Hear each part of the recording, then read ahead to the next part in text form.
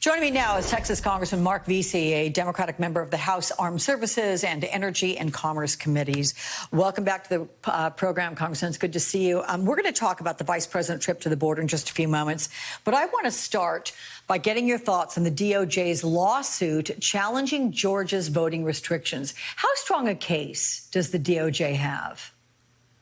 Yeah, no, absolutely. As chair of the Voting Rights Caucus, I'm elated to see that they are doing this. Obviously, the blatant maneuver to try and strip African Americans of the same right to vote as white citizens in that state is pretty obvious. And a lot of it obviously relates to the 2020, the big lie that was told that the reason why Republicans and Donald Trump lost Georgia and lost the Senate races was because of fraud being committed in places like Atlanta.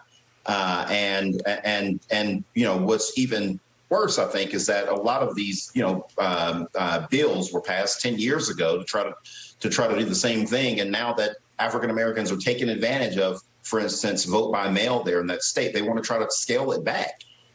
It's absurd. And I'm glad that the Justice Department is really taking notice of this and that they've gotten involved. We need to continue to watch what's going to happen in Texas. I don't know if you know, Alex, but on July the 8th, Governor Abbott has called the Texas legislature back into session, and we expect just as bad, if not worse, of a bill to be passed here in the Lone Star State. And we would hope that the DOJ would get involved there as well. Yeah, listen, there's been a lot of back and forth on that Texas bill with the legislature walking out and the governor saying you're not going to get paid for having walked out. I mean, it's been really very antagonistic between the sides.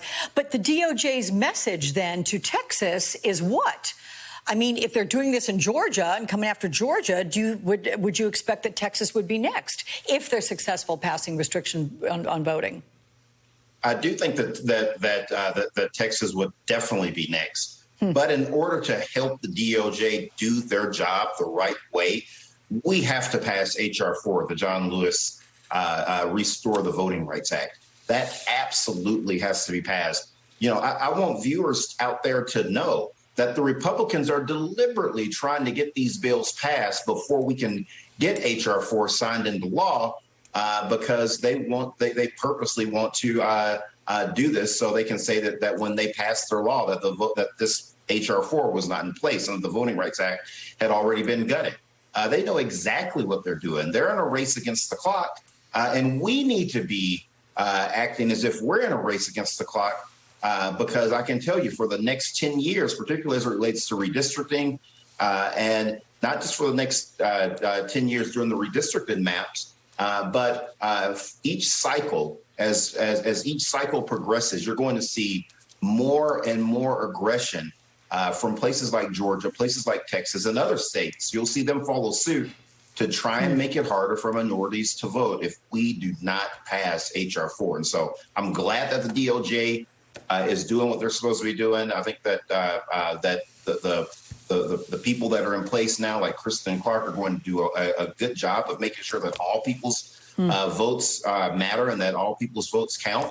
But we in Congress need to help them do their job by passing H.R. Let's go back and revisit the vice president's trip to El Paso. Let's take a listen to what Kamala Harris had to say about the reason behind her visit to the U.S.-Mexico border. Take a listen. We have to deal with causes and we have to deal with the effects.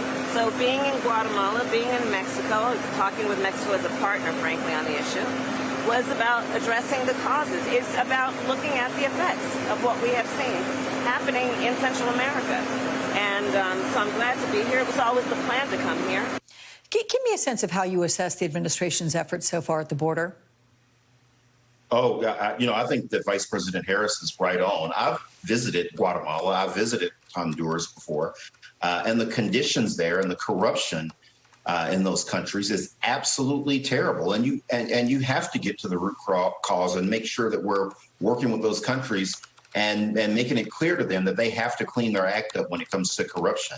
I know that the vice president is also talking about U.S. companies making an investment there so people will have opportunities to pull themselves out of poverty in those countries. And, ultimately, Alex, what we have to do is pass a comprehensive immigration reform bill that will give people the opportunity to apply for asylum in their home countries, but also deal with the reality on the ground here in America.